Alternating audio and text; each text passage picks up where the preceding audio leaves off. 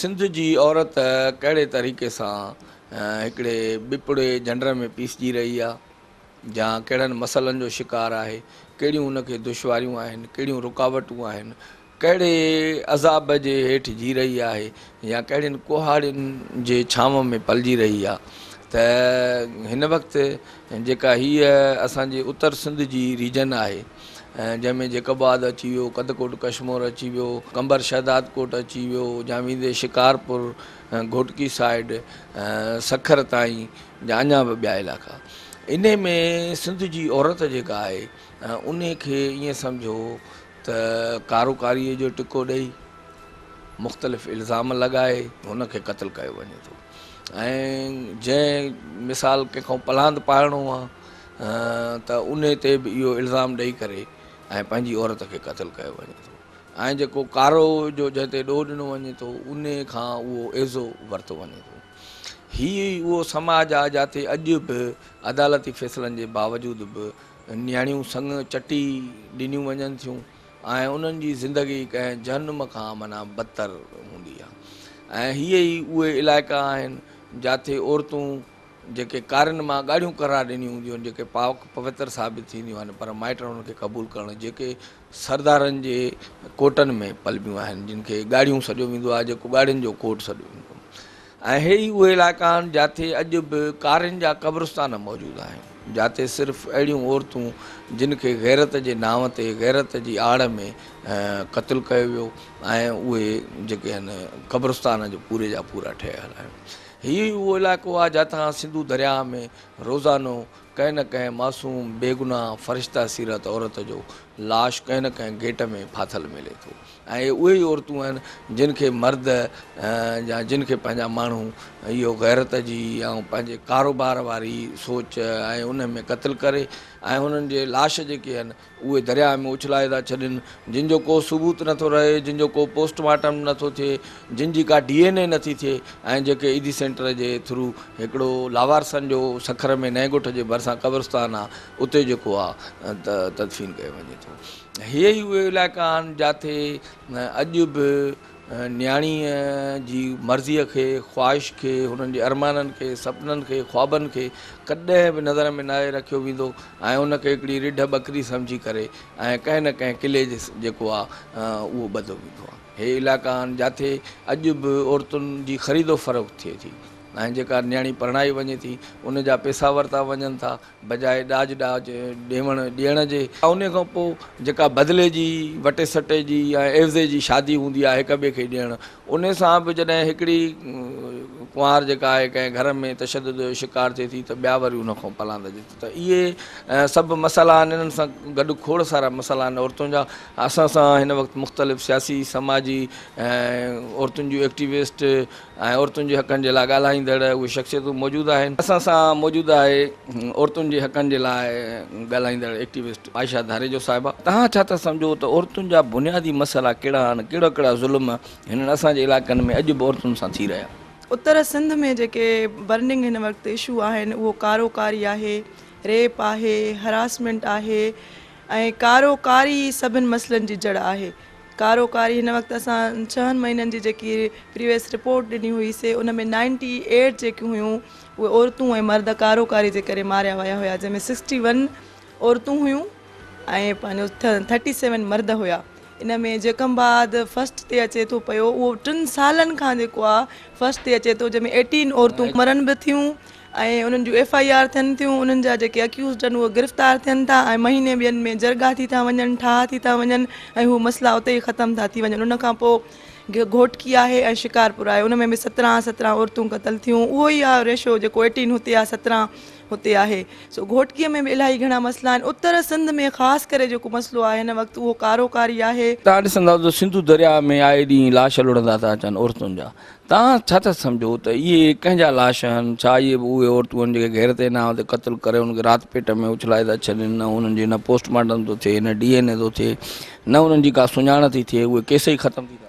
छोकरि तव्हांखे ख़बर आहे त पंहिंजो जागीरदारी निज़ाम में हिते औरतुनि खे मारण जूं शिकारपुर जो कचो हुजे, कंदकोट ऐं कश्मोर जो कचो हुजे या सखर जो शाबेलो हुजे, उन में औरतूं मारे करे ऐं उन्हनि जूं बाक़ाइदा हिकिड़ा पंहिंजूं जॻहियूं ठहियल आहिनि कचनि में जिते औरतूं मारी वेंदियूं आहिनि ऐं उन्हनि खे चीर फाड़ करे उहे दरिया में उछलाई वेंदियूं आहिनि ऐं केतिरा ई अहिड़ा लाश आहिनि जेके मिलिया आहिनि 3 लाश जेके आहिनि पोयनि 6 महीननि में उहे घोटकी शहर में हुया जेके उतां जा मिलिया हुया जंहिंमें साइदा चाचड़ जो हुयो केस हुयो जेके पंहिंजे ई फैमिली वारनि मारे करे ऐं चाचो जेको आहे जवाबदार थियो पीउ फरियादी थियो ऐं उहा 17-18 सालनि जी छोकिरी हुई जेके कारोकारी जे हुन ते मारियो वियो ऐं उनजो लाश हिन वक़्त ताईं न मिलियो आहे 3 छोकिरियूं हुयूं घोटकीअ जूं जंहिंजा लाश ई न मिलिया आहिनि त तव्हां ॾिसो त पुलिस जी केॾी इन में कोताही आहे। औरतुनि जे हक़नि जे लाइ इदारा ठहियल आहिनि, फ़र्ज़ु कयो वुमेन कंप्लेंट सेल आहे या दारुल अमान आहे या जेके बि औरतुनि जे हक़नि जे उन्हनि जो किरदारु हिन में छा ॾिसो उन्हनि वटि आउं त चवंदसि कोई 100% उन्हनि जो पंहिंजो रिज़ल्ट असांखे नथो मिले। उन्हनि वटि जेको बि केस असां मूव कयूं था या जेके बि एक्टिविस्ट करनि था फ़रियाद थिए थी उनखां पोइ को बि वाली वारस नाहे जेको उन्हनि जी पंहिंजो पूरी परघुर लहे। उहो केस उते ई रुली थो वञे जंहिंमहिल कोर्टनि जे नज़र थिए थो जंहिंमें हिकिड़ो त आहे असां पाण फ़रियादी थियूं था जंहिंमें वालदेन फ़रियादी थियनि था हिकिड़े में रियासत थिए थी वालदेन जो मसइलो उहो त अॻिते हली उहो ठाह करनि था पिया जिरगो थिए थो ॾंड ॾोह वठनि था पिया ऐं 6 महीननि खां अॻु में कातिल उन ई ॻोठ में घुमंदा वतनि था पिया ऐं जेके रियासत जे तरफ़ां जेके FIR थियनि थियूं उन में IO केस ई एॾो कमज़ोर ठाहे थो पियो शाहिदियूं एॾियूं कमज़ोर ठाही वेंदियूं आहिनि उहे परघुर ई केसनि जी नथा लाहिनि उहे बि साल खां अॻु में छुटी था वञनि ऐं तव्हां पुछो वुमन प्रोटेक्शन सेल खां हिन वक़्तु जेको आहे घणे में घणा इशू आहिनि उहे ख़ैरपुर में थियनि था जंहिंमें कारोकारी आहे रेप आहे हरासमेंट आहे ऐं ॿिया इलाही पंहिंजो रेप ज़ातियुनि जा केस आहिनि जेके औरतुनि सां कया था वञनि नंढड़नि ॿारनि सां रेप कया था वञनि त हू उन्हनि जी परघुर नथा लाहिनि। असां वटि हिकिड़ो को अहिड़ो प्रोसेस हुजे जंहिंमें असां ॾिसूं त केसनि जा जेके असांजा जवाबदार आहिनि उनखे केतिरियूं सज़ाऊं मिलियूं केतिरे क़दुरु उहो कमु कोर्टुनि मां थिए थो पियो या नथो थिए। वुमेन प्रोटेक्शन सेल बि कंहिं क़दुरु कमु करे थी पई दारुल अमान जूं हालतूं कंहिंखां ॻुझूं कोन्हनि त ॻुझूं कोन्हनि त उते छा थो थिए उते औरतुनि सां जेको थिए थो उन्हनि खे न उहे सहूलियतूं फ़राहम आहिनि। हिकिड़ी औरत जेको घर सभु कुझु मिट माइट छॾे करे उहा हिकिड़ी पनाह में अचे थी न उन्हनि खे उते सुठी ग़िज़ा मिले थी पई न उन्हनि जी सिहत जो ख़्यालु रखियो थो वञे न ज़हनी सिहत जो ख़्यालु। हिकिड़ी त हूंदी आहे साइकेट्रिस्ट अचे थो पियो पोइ बि उन्हनि खे पंहिंजो हिकिड़ी मीटिंग करे काउंसलिंग उन्हनि जी कोन थी थिए पई। केतिरियूं औरतूं आहिनि मुंहिंजे ख़्याल में हिन वक़्तु त पंहिंजो 40 खनि आहिनि औरतूं उहे उन में उन्हनि जो घणे भाङे जेको आहे रेशो आहे उहो कंदकोट ऐं कश्मीर जो आहे जेकी सालनि खां औरतूं रहनि थियूं ख़ैरपुर में रहनि थियूं ॿार बचा बि थी विया आहिनि उहे उन्हनि औरतुनि खे सिलाई कढ़ाईअ जो को कमु हुजे उन्हनि जी विंदर लाइ को कमु हुजे उहो ईअं सम्झनि त हू पंहिंजे कंहिं घर में वेठियूं आहिनि हू ईअं न सम्झनि त हिकिड़े क़ैद बंदि लॻी पियूं उन्हनि सां वधीक हू पंहिंजो नफ़्सियाती बीमारियुनि जे वर चढ़नि थी पियूं इन लाइ इन्हनि ते को बि जेको आहे हुकूमती इदारा नंढड़े इलाइक़ो जी शादी कराए था छॾनि कानून जी बि पाबंदी आहे केतिरा ई गिरफ़्तार बि थियनि था वग़ैरह त तव्हां सम्झो था सिलसिलो रुकिजी वियो आहे या अञा ताईं बि लिक छप में इहो जारी आहे जॾहिं त नंढड़े हूंदे जी शादीअ सां उहो जॾहिं ॿार पैदा थिए त उन ज़चगीअ जे दौरान उहो बि हुनजी हयाती खे बि ख़तरो उन में केतिरियूं औरतूं मरी थियूं वञनि इन जे मुतलिक़ शौक़त अञा वाधारो थियो आहे घटिताई कोन थी आहे छो त हिते जागीरदारी निज़ाम आहे तव्हांखे ख़बर आहे हिते ॻोठनि में इहे शादियूं थियूं अथनि मलूका शेख जो किसो कंहिंखां ॻुझो कोन्हे को उहा 12-13 सालनि जी छोकिरी उनखां पोइ शिकारपुर पन्नो आकिल ऐं कश्मीर में अहिड़ा वाक़िया थियनि था पिया जंहिंमें पुलिस खे बर वक़्तु इतला मिले थो पियो हू गिरफ़्तार थिए थो पर पुलिस तव्हांखे ख़बर आहे त SHO लेवल ते जेकियूं हराम पायूं थियनि थियूं उहे कंहिंखां ॻुझूं कोन्हनि उहो उते ई उहे पंहिंजो जेको बि कुझु आहे उहो पेचअप कराए ॻाल्हि खे ख़तमु कराए FIR जेकी आहे उनखे ख़तमु कराए पाण वठी करे SHO इन्वॉल्व हूंदा आहिनि अहिड़नि मसइलनि में। ऐं तव्हांखे ॿुधायां त कारोकारी केसनि में बि SHO ॻोठ जो वॾेरो चङो मुड़ुसु पुलिस खे पहिरियों ॿुधाईंदा आहिनि त हिन असां राति ते ई क़तल कंदासीं हेतिरा माण्हू पैसा खाराए चङे मुड़ुस खे खाराए पैसा उनखे पग जा जेके पैसा अरेंज करे सॼो हिकिड़ो प्री प्लान हूंदो आहे। ईअं ई छोकिरियुनि जो जेको नंढी उमिरि जी शादी आहे उहा बि प्री प्लान हूंदी आहे। नंढड़ी छोकिरी थञ पिया करे ॾिनी वञे थी पई पेट ॾिना वञनि था उहे कुझु रस्मूं आहिनि नंढे हूंदे जिन जो मना कराए त भई पेट वारी रस्म आहे संग चटी वारी रस्म आहे वटे सटे वारी रस्म आहे। नंढड़ियूं छोकिरियूं जंहिंखे पंहिंजी सम्झ कोन्हे का पंहिंजे अंदर जी सुञाण कोन्हे का उनखे पंहिंजी फीलिंग्स जी ख़बर कोन्हे उहा 12-13 सालनि जी छोकिरी जेकी परणाई वञे थी उहा छा घर संभालींदी छा ॿारनि जी परवरिश कंदी हूअ केतिरे क़दुरु उन घर में हलंदी हुनखे त अञा ॿारनि सां गुॾनि खेॾनि सां ॾींहं हूंदा आहिनि। अहिड़ा काफ़ी केसिस आहिनि जेके गिरफ़्तारियूं बि थियनि थियूं उहे सिर्फ़ु शो थियनि थियूं मीडिया में रिपोर्ट थियनि था केसिस केसिस 2-3 ॾींहं न्यूज़ पेपर जे उन में नज़र में असांखे अचनि था पिया। ज़ात परस्ती जे मिसाल ज़ात खां सवाइ ॿाहिरि ॾियण ते हिकिड़ो वॾो किरोध कयो वेंदो आहे, उनखे गैरत जे मुखालिफ़ सम्झो वेंदो आहे। वेंदे पंहिंजे पाड़े मां बि ॿाहिरि न ॾिनी वेंदी आहे, वेंदे ईअं सम्झो ख़ानदान खां बि ॿाहिरि न ॾिनियूं वेंदियूं आहिनि। उन सां तव्हां ॾिसो केतिरियूं अहिड़ियूं वीचारियूं हूंदियूं आहिनि औरतूं जेके कुराड़ियूं थी वेंदियूं आहिनि, जेके माना अछा मथा थी वेंदा आहिनि, जंहिंजे वारनि में चांदी अची वेंदी आहे, रिश्ता नथा थियनि। तव्हांजो इन मामले में छा ख़्यालु आहे त इन सां हिकिड़ो क्रॉस ब्लड वारियूं जेके मैरिजिस आहिनि उहे थियणु खपनि ऐं पंहिंजो इहो ज़ात परस्ती ऐं इन सोच खां हाणे बुलंद थियणो पवंदो? ॾिसो, तव्हां ज़ात बिरादरी जी ॻाल्हि था कयो, जागीरदारनि वटि, वॾेरनि वटि, रईसनि वटि पंहिंजे ख़ानदान खां ॿाहिरि छोकिरियूं नथा कढनि पिया। उन्हनि जूं हवेलियूं आहिनि, उन्हनि जा कोर्ट आहिनि, हू पंहिंजे कज़न्स मैरिजिस कंदा। अगरि उते उन्हनि जे बराबरि जो रिश्तो नथो मिले हू कोन था करनि, बिरादरी में बि कोन था करनि। तव्हां हाणे मोहम्मद बशकुमार जो इशू एॾो सारो ॾिठो, उहो हाईलाइट थियो, हुन रिश्तो कयो ऐं हुनखे सरदारी पग ई खसी वई हुन खां। त हिते सरदारनि ताईं माफ़ु नथो कयो वञे त आम माण्हूअ जी कहिड़ी हालत हूंदी जेको बिरादरीअ खां ॿाहिरि कढे थो पियो। उन लाइ मसइला थियनि था, माण्हू चाहिनि था पिया। कयो तव्हांजी बिरादरीअ खां ॿाहिरि थी त बिरादरीअ जो रिएक्शन छा? बिरादरीअ जो तमामु घणो रिएक्शन हुयो।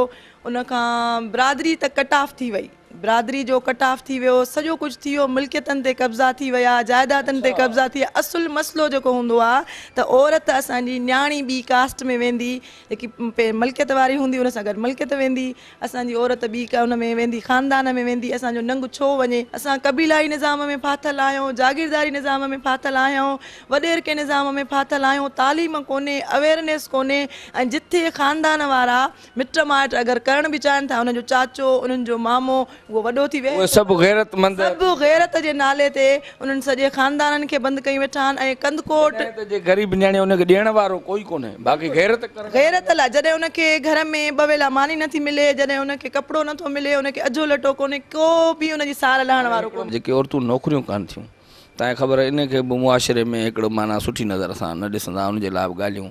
ऐं तव्हां छा था सम्झो त हीउ दौरु आहे जंहिंमें सर्वाइव करे जेके औरतूं अॻिते अचनि थियूं, नौकिरी कनि थियूं, पंहिंजे फैमिलीज़ खे सपोर्ट कनि थियूं, पंहिंजे पीउ माउ खे मदद कनि थियूं, जे जियापे जो ज़रियो बणियल आहिनि, उन्हनि जे आॾो कहिड़ियूं रुकावटूं? पहिरियों त उन्हनि जे आॾो उहा ई गैरत जी रुकावट, उन्हनि जो पहिरियों ख़ानदान थिए थो पियो। उन खां पोइ जेके अॼुकल्ह हरासमेंट जा केस अचनि था, मर्द ऐं औरत जा बराबरीअ वारा जेके मर्द आहिनि, चवण वारा आहिनि त असां बराबरीअ जा क़ाइल आहियूं, उहे हिकिड़ी ऑफिस में औरत खे बॉस थियण जो तस्लीम ई नथा करनि। तो एग्ज़ेक्टिव थी सीट ते वेहे, माना माइंड सेट ई अहिड़ो मेल शाउनिज़म छो करे औरत तसलुत। पर हे त तव्हां नौकरियूं कंदड़ वर्किंग वूमेन चओ था, पर असां पंहिंजे बहिरियाणनि में जेकी बर्थ भरंदड़ आहिनि, रिलियूं पंहिंजो गंदोला ठाहींदड़ औरत आहिनि, हुकूमत खे खपे अहिड़ियूं NGOs आहिनि उनजे हुनर खे इनकरेज करनि, सही मुआवज़ो मिले, नंढा वॾा इदारा खोलनि, जेकी औरतूं जेकी बेवा आहिनि। साईं औरत पाण भरी थींदी, मिल्कियत वारी थींदी त उहो पंहिंजे हक़नि जे लाइ बिल्कुलु हू सिलाई कढ़ाईअ जा इदारा खोलनि। ॾिसो, मर्द बि हिन वक़्तु परेशानियुनि जो शिकार आहे, त औरत केतिरी हूंदी? बेरोज़गारी एतिरी वधी आहे, हुनरी इदारा हुजनि, सिख्या जा मर्कज़ हुजनि, ऐं न्याणियुनि खे वधि में वधि जेसि ताईं उहा ॿाहिरि न निकिरंदी, उनखे अवेयरनेस न मिलंदी, सुजाॻी न मिलंदी, ऐं हू पाण भरी न थींदी, जेसि ताईं हू पंहिंजे घर खे पाण टेक ऑफ न कंदी, हूअ ॿाहिरि वञे, औरत निकिरे ऐं उन्हनि रवैयनि खे ॾिसे, उन्हनि मसइलनि खे मुंहुं ॾिए। जेसि ताईं असां पंहिंजी नियाणियुनि खे कंहिं बि माण्हू जे साम्हूं न आणींदासीं, हूअ बहादुर कोन थींदी, पंहिंजे हक़नि लाइ न बीहंदी। जेके औरतुनि जे हक़नि जे लाइ जदोजहद कनि थियूं औरतूं, उन्हनि खे कहिड़ा ख़तरात माना पेश आहिनि ऐं कहिड़नि हालतुनि खे फेस? जेसि ताईं असां पाण सोचे सम्झे पंहिंजो प्रोफेशन चूज़ नथा कयूं, त असांखे अगरि इन में वञिणो आहे त चवंदा पाणीअ में जंहिंमहिल माण्हू लहंदो आहे गप में, त उन्हनि जे चंडनि खां डिॼंदो न आहे, तकलीफ़ा ईंदियूं आहिनि। हर जेको बि असां सुठाईअ वारो अमल कंदासीं, तकलीफ़ा ईंदियूं। वज़ीरा छछर जो केस मुंहिंजे ख़्याल में तव्हां सभिनी खे वाज़े हूंदो, त आउं उते वई हुयसि, ऐं बिल्कुलु मीडिया ते मूं चयो हुयो त उन में उतां जो लोकल वॾेरो इन्वॉल्व हुयो, ऐं उन में PP वारनि जा हथ हुया, हू उन्हनि जो माण्हू हुयो। मूंखे कॉल्स बि आयूं, धमकायो बि वियो, ख़ामोश रखण लाइ बि चयो वियो त तव्हांजे लाइ बहितर न थींदो, असां तव्हां ते केस कंदासीं। ॾिसो, असां जेसि ताईं पाण एक्टिविस्ट जेको आहे मुतहिद थी कमु न कंदासीं, सचाइनि खे न आणींदासीं, त पोइ असां घर में वेही रहूं, या त असां ॾिसूं त असांखे ॾुखायूं बि ईंदियूं, तकलीफ़ूं बि ईंदियूं, ऐं बर्दाश्त करणियूं आहिनि। ऐं ॿियो इहो आहे त human rights activist being a human rights, त असांखे ह्यूमन राइट्स इदारा असांजो दिफ़ा छा था करनि, हू पंहिंजे एक्टिविस्ट लाइ केतिरियूं पंहिंजूं सवलायूं पैदा करनि था पिया। हू सम्झनि था त हिकिड़ो एक्टिविस्ट असांजो कमु बि करे थो, ॿाहिरि बि वञे थो, हुनखे केतिरा न मसइला आहिनि, हू कोन था ॾिसनि, पर घर कोन था ॾिसनि। असांखे पाण इंडिविजुअल तौर ते डेटा सां मतिलबु आहे। ऐं अहिड़ी काफ़ी NGOs आहिनि, एक्टिविस्ट आहिनि। ऐं अगरि को माइंड करे मुंहिंजी इन ॻाल्हि खे त पहिरियां ई सॉरी करे वठां, माफ़ी तव्हां सभिनी खां घुरां त एक्टिविस्ट आहिनि, असांजा तंज़ीमूं आहिनि, सिर्फ़ु हिकिड़ो माना मॉडल तौर असां अचूं था, हिकिड़ो असां शो ॾेखारियूं था, हिकिड़ो असां माना बयानु ॾिनोसीं, ॻाल्हि ख़तमु। साहिदा जाचड़ केस थियो, उन में एक्टिविस्ट असां बयानु ॾिनोसीं त क़तल छो थियो, असां उन में सरगर्म में अमल नथा थियूं, असां मैदान में लहूं नथा, असां एक्टिविस्ट ओन नथा कयूं। असां में एक्टिविस्ट में बि ख़ामियूं आहिनि न। असां एक्टिविस्ट पाण सम्झूं त असांखे जेकर असां उन्हनि जी चऊं था त असांजो ई मसइलो आहे इहो, केर बि इंसान कुझु नथो करे सघे। अगरि सचाईअ सां असां अमल कयूं था पिया त मुंहिंजे ख़्याल में जागीरदार हुजनि, पुलिस हुजे, कुझु बि कोन्हे, तव्हां बीही रहो, सचाईअ सां बीहो, कमु कयो। असां डिॼंदासीं त कुझु कोन करे सघंदासीं। पुलिस जो 100% साथ कोन हूंदो आहे एक्टिविस्ट सां। उन्हनि खे को बि जो क़तल थिए थो, ईअं थिए थो त को गंद जो हिकिड़ो डस्टबिन मां गंद खणी, उन्हनि खे का बि हुन में इन्वॉल्वमेंट न आहे। सकरंड में काज़ी अहमद में 3 ॾींहं अॻे न्याणीअ जो क़तल थियो आहे, तानिया जो, जंहिंमें पुलिस चवे थी त हू ख़ुदकुशी करे थी। माउ जी स्टेटमेंट आहे त ख़ुदकुशी कई आहे कपिड़नि धोअण ते, ऐं हू सिधो सो क़तल केस आहे। हुनखे भाउ कारोकारी केस में मारे थो पियो, त पुलिस हुनजी इंक्वायरी नथी करे पई। हिकिड़ो SSP लेटर ॾिए थो एडिशनल खे त हीअ छोकिरी मारी वई आहे। भई तव्हां हाई लेवल जी इंक्वायरी कयो। वज़ीरा छछर जो केस रुली वियो, नम्रता जो रुली वियो, साहिदा जाचड़ हज़ारे समय आहिनि जेके गुमनाम माना मौत में आहिनि, उन्हनि जी इन्वेस्टिगेशन थिए थी, प्रॉपर नथी मां तव्हां खां पुछंदुमि त हिकिड़ा वरी मर्द अहिड़ा आहिनि, शादी करे छोकिरीअ सां 10-12 ॾींहं हुनखे तलाक ॾिनऊं, जंहिंमें पंहिंजी किरण चन्ना जो केस आहे, उनखे बि तव्हां माना हाईलाइट कयो, उन सां तव्हां गॾु उनजे बारे में किरण चन्ना मुंहिंजे ख़्याल में इंसिडेंट जहिड़े तरीक़े सां इहो वारदात जो तरीक़ो आहे, त इन जे बारे में तव्हां खां पुछां थो त कीअं माना इहो त असां उहो हसन शाह उन सां मिली आहियां, किरण चन्ना सां मिली आहियां, ऐं हिन वक़्तु असां उहो केस ॾिसूं पिया। पर मां माना खुलियल इहो ज़ुबान सां चवंदसि, एॾी बहादुर छोकिरी आहे, एॾी बाहिमत छोकिरी आहे, जेके का बि ख़ौफ़ जी परवाह कोन्हे, को बि बिरादरीअ जो डपु कोन्हे, कंहिं बि इंसान जो डपु कोन्हे। त मीडिया ते अचां थी पई त मूं लव मैरिज कई आहे, ऐं हिन मूंसां एॾी वेसाघाती कई आहे, ऐं मां मीडिया ते अचां थी, किथे मूंखे पंहिंजा ओन कंदा अलाए न कंदा, किथे मां अकेली थी वेंदसि। पर हू चवे थी जंहिं मूंसां ज़ुल्म कयो आहे ऐं उनखां बदिलो ज़रूरु वठंदसि, ऐं इहो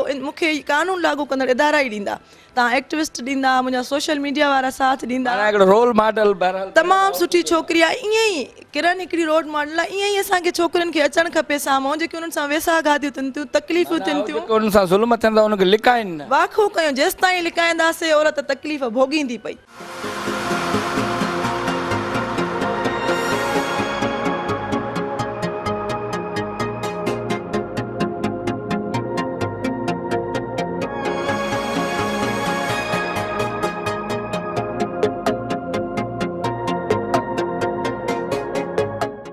असां ॻाल्हायूं था आपा ज़ुबैदा गांगुरो सां। हिन वक़्त जी जेका औरत आहे हिन असांजे इलाइक़नि जी, इहा कहिड़नि मसइलनि जो शिकार? अॼु जी औरत जेका आहे सा तमामु घणनि मसइलनि जो शिकार आहे।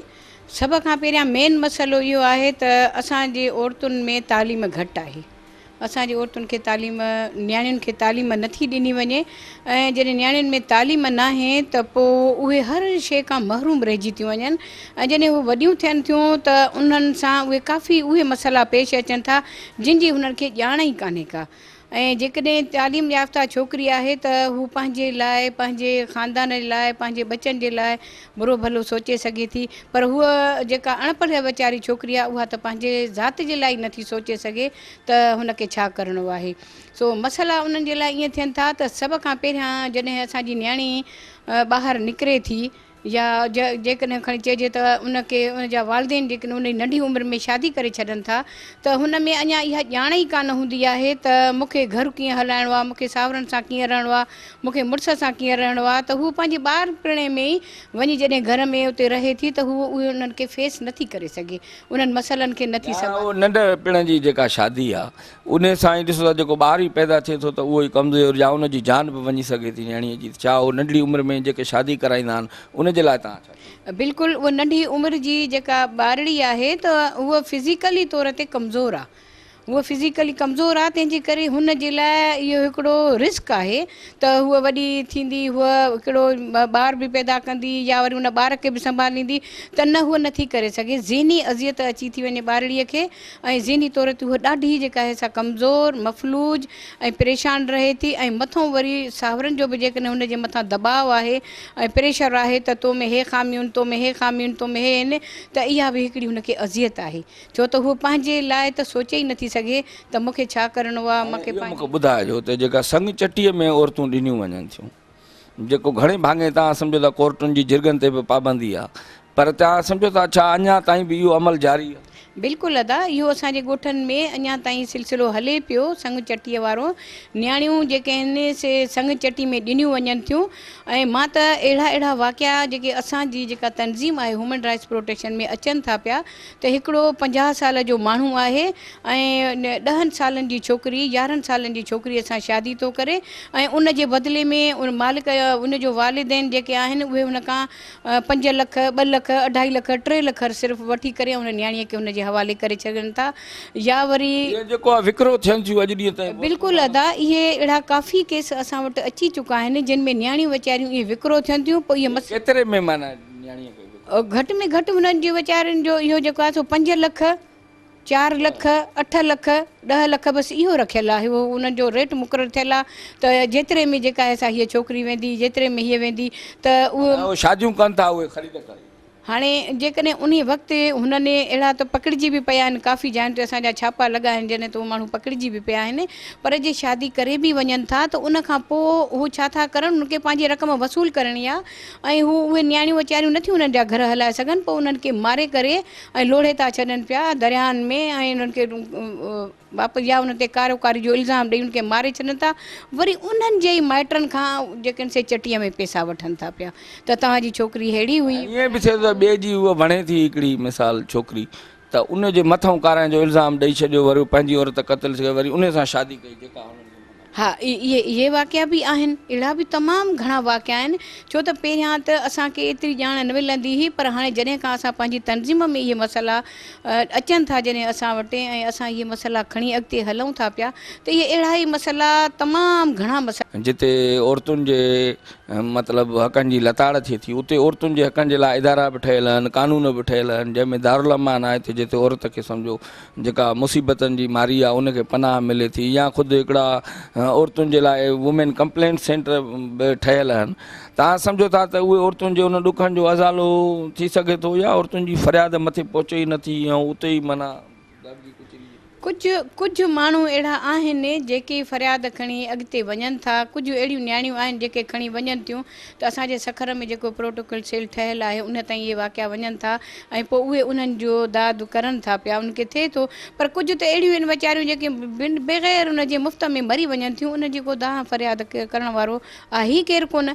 केरु करे जॾहिं माइट जॾहिं मुड़ुसु ॿधल हूंदो ऐं उहो पाण ई चाहे थो त मुंहिंजी ज़ाल खे मां मारे करे इन जे एवज़े में ॿिए कंहिंजो इल्ज़ाम ॾेई ऐं उन खां एतिरा पैसा 10 लख, 5 लख या 15 लख वठी वठंदो में, त उहो कुझु न कंदो। इस्लाम में या पाकिस्तान जे कानून में, आइन में इहो आहे त भई औरत खे मिल्कियत मां हक़ु ॾियणो आहे, ठीकु आहे न। तव्हां सम्झो था कानून ते अमल थी रहियो आहे ऐं औरतुनि खे उन जी जेका मिल्कियत हूंदी आहे वॾनि जी, मिसाल वालदेन जी, या उन्हनि वाक़ई हिसो मिले थो, या उनजी का माना वीचारी जी उन वटि न पैसो पंहिंजो न माना पंहिंजी जेका आहे त उन में उनखे मिल्कियत जो बि तसवुरु। कुझु अहिड़ा ख़ानदान जेके सुलझियल आहिनि त उहो जॾहिं पीउ जीअरो ई आहे त पंहिंजी नियाणीअ खे जेको हिसाबु किताबु आहे उहो जेको उनजो हक़ु आहे उनखे ॾेई थो छॾे।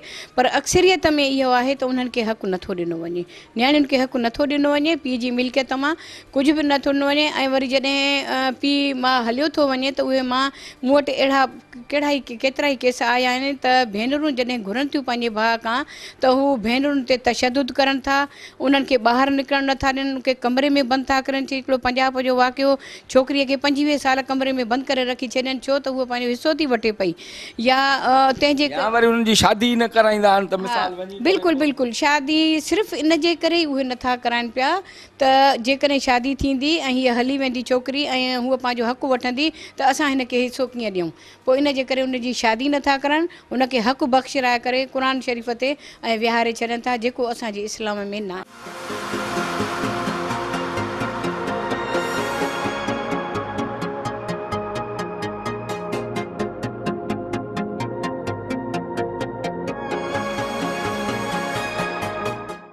नाज़रीन, असां सां मौजूदु आहे सखर जी वुमेन एक्टिविस्ट शहनाज़ मंगी। तव्हां छा था सम्झो त हिते असांजे इलाइक़नि में कहिड़ा कहिड़ा मसइला आहिनि औरतुनि सां? असांजे इलाइक़नि में औरतुनि सां तमामु घणा मसइला थियनि था। जेके जापेशा औरतूं आहिनि, जेके घरनि खां केतिरे मसाइलनि मां गुज़री करे ॿाहिरि निकिरण जी हिमत करनि थियूं, ॿाहिरि निकिरनि थियूं, त उन्हनि औरतुनि खे तमामु घणो जेके माण्हू आहिनि उहे माना इलाही अहिड़े क़िस्म जो जा उन्हनि जे तंग करनि था त जीअं उहे न करे सघनि। हिकु त उहे पंहिंजा बच्चा बि संभाले, हेरासमेंट माना थी न इहा। हा, उन्हनि ॿारनि ते इहा हिरासमेंट थिए थी त माना जीअं उहे पंहिंजो क़दम खणनि थियूं ॿाहिरि निकिरण जे लाइ, पंहिंजे घर खे सपोर्ट करण जे लाइ, त उन्हनि खे माना माण्हू मुख़्तलिफ़ ॻाल्हियूं ठाहिनि था उन्हनि ते। हा, त हे मायूं निकितियूं आहिनि, माना हिननि जा घर वारा हीअं आहिनि, हिननि खे माना अजीब क़िस्म जूं जेके ॻाल्हियूं जेके औरत जी दिलि शिकस्ता करण जे लाइ, त जीअं उहा ॿाहिरि न निकिरे पंहिंजे घर खे, हालांकि औरत पंहिंजे घर खे सपोर्ट करण जे लाइ ॿाहिरि निकिरे थी, पंहिंजे बच्चनि खे सपोर्ट करण लाइ, पंहिंजे फैमिली खे सपोर्ट करण जे लाइ, पर उन ते तमामु घणो माना इन शइ जो माण्हुनि जो असरु ग़लति पवे थो। माना मुआशिरे जी सोच अञा चेंज माना न थी आहे। हाणे अॻु में त ॾिसंदा नियाणियूं केरु पढ़ाईंदो ई न हो, हाणे त हर माण्हू थो पढ़ाए, तव्हां इहा सोच चेंज थी आहे। माण्हू पढ़ाइनि त था पंहिंजी नियाणियुनि खे, पर तमामु घटि माण्हुनि में इहो शऊर आहे। जेके माण्हू असांजे ॻोठनि में बि जेके आहिनि तालीम तमामु घणी घटि आहे। औरतुनि जे हक़नि जे लाइ जेके इदारा क़ाइमु कयल आहिनि, जीअं वुमेन कंप्लेन सेल, जीअं तव्हां त हाणे कंप्लेनूं औरतूं तव्हां वटि ईंदियूं बि आहिनि, त उन्हनि जा मसइला तव्हां हल कीअं कराईंदा? असां उन्हनि जा मसइला ॿुधंदा आहियूं ऐं पोइ ॾिसंदा आहियूं त हिननि सां कहिड़ो मसइलो आहे, कीअं मसइलो आहे, उन्हनि जे लाइ असां आवाज़ु उथारींदा आहियूं। उन्हनि जो आवाज़ु जेके उहे पाण वीचारियूं नथियूं ॻाल्हाए सघनि, उहो असां उन्हनि जो आवाज़ु बणिजंदा आहियूं त जीअं उन्हनि खे इंसाफ़ मिले। असां अलाए ऐवाननि ताईं उन्हनि जो आवाज़ु पहुचाईंदा आहियूं त हिननि सां हे मसइलो आहे। असांजो मक़सदु इहो हूंदो आहे त औरत जे अञा ताईं अॼु जे दौर में बि औरत ते जेको ज़ुल्म थिए थो न, इहो ख़तमु कयो वञे, त जीअं औरत पंहिंजी ज़िंदगी सुकून सां गुज़ारे सघे।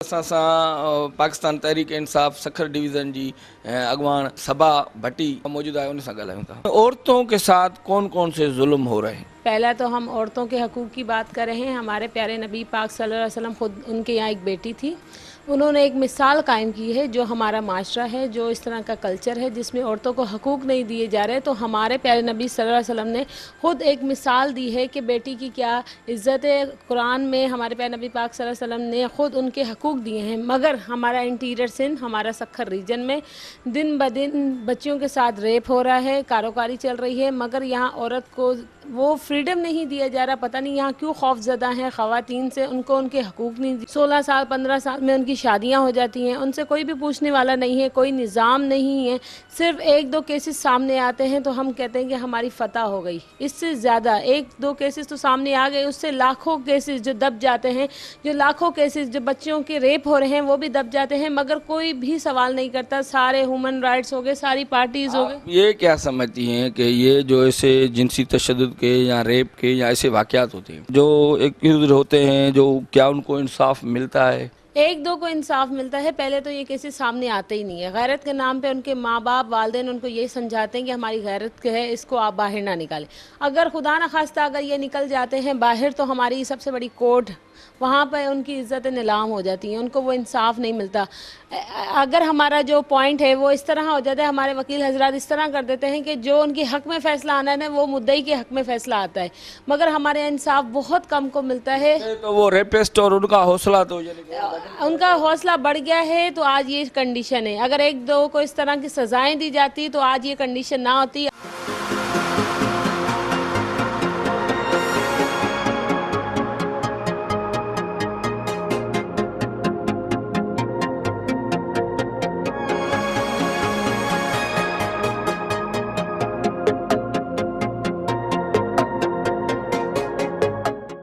नाज़रीन असां सां मौजूदु आहे सुगंध मंगी। तव्हां छा था सम्झो त हे जेको असांजो इलाइक़ो आहे हिन में औरतुनि जा कहिड़ा मसइला? औरतुनि खे परेशान करणो थो वञे, उन्हनि खे तालीम नथी ॾिजी वञे थी, उन्हनि ते कारोबारी करे मारे था वञनि, ॿियो उन्हनि ते गऊं बकरी वांगुरु सम्झी करे उन्हनि खे विकिणो करे वञे थो। जेके सखर जे बेराज मां लाश निकिरनि था औरतुनि जा, इहे कंहिंजा? इहे औरतूं आहिनि जेके ज़ुल्म जी शिकार आहिनि। पुलिस औरतुनि जे लाइ हक़नि लाइ कुझु करे नथी? पुलिस मूंखे लॻे थो नथी करे, त औरतुनि सां ज़ुल्म थियनि था औरतुनि सां।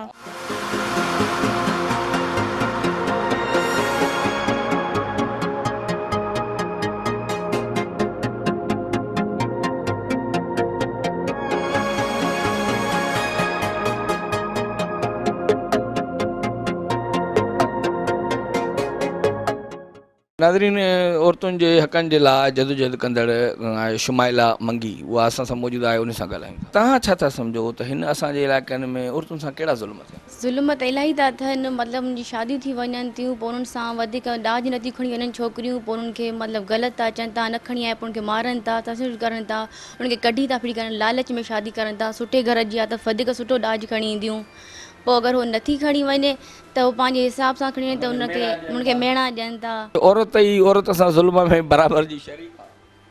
हा, अगरि ससु अगरि हूंदी आहे त उहा ॼाणी वाणी बि ज़ुल्म कंदी आहे, उहा न सम्झंदी आहे त हे का पराई का धीउ आई आहे, उहा ईअं सम्झंदी आहे त पराई पंहिंजी न सम्झंदी आहे उनखे। उन में बि औरतुनि खे चवंदा कंहिंखे साड़े बि छॾींदियूं आहिनि ससूं ऐं जा माना अहिड़े क़िस्म जा वाक़िया।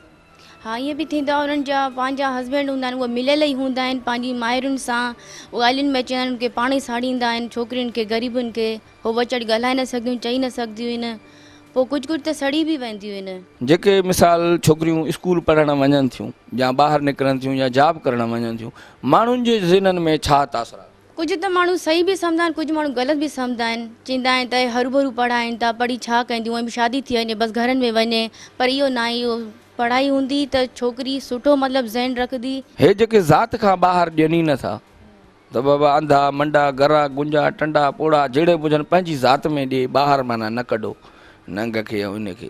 पर छा हिकिड़ो मौजूदा दौरु तरक़ी याफ़्ता थी वियो आहे, इंसानियत अॻिते वधी वई आहे, हीउ क्रॉस ब्लड जो दौरु आहे। हिन में उहे जेकॾहिं पंहिंजूं जेनेटिक बीमारियूं जेके मिसाल ख़ानदान में हलियूं थियूं अचनि उहे बि उन्हनि ॿारनि ॾे मुंतक़िल थींदियूं, पर जेकॾहिं ॿियनि हंधनि ते रिश्ता कबा या मिसाल जे तौर ते त उन सां हिकिड़ो सिहतमंद ऐं हिकिड़ो मुआशिरो पैदा थींदो, ॿार बि थींदा। इन सोच खे तव्हां अगरि छोकिरी नए माहौल में वञे थी त इहो बि सुठो आहे, पंहिंजो नई दुनिया ॾिसंदी, सिर्फ़ु ख़ानदान में रहंदी त उनजो ज़हन उते ई बीठल हूंदो। छा शादीअ में औरत जी मर्ज़ी हुजणु खपे, उनखां पुछी करे हुनजे पसंदि जो हुनजो करणु खपे, या वॾनि जो फ़ैसिलो अरेंज मैरिज न? जीअं छोकिरनि खे हक़ु मिले थो न पंहिंजी पसंदि शादी करण, छोकिरियुनि खे बि हक़ु मिले पूरो ई, इन करे ॿिन्हिनि में साह आहे। ईअं न आहे त सिर्फ़ु हो ई साह वारनि हो ई पसंदि था करनि त रुॻो बसि छोकिरियूं नथियूं करनि, हाणे बराबरि हक़ु मिलणु घुरिजे।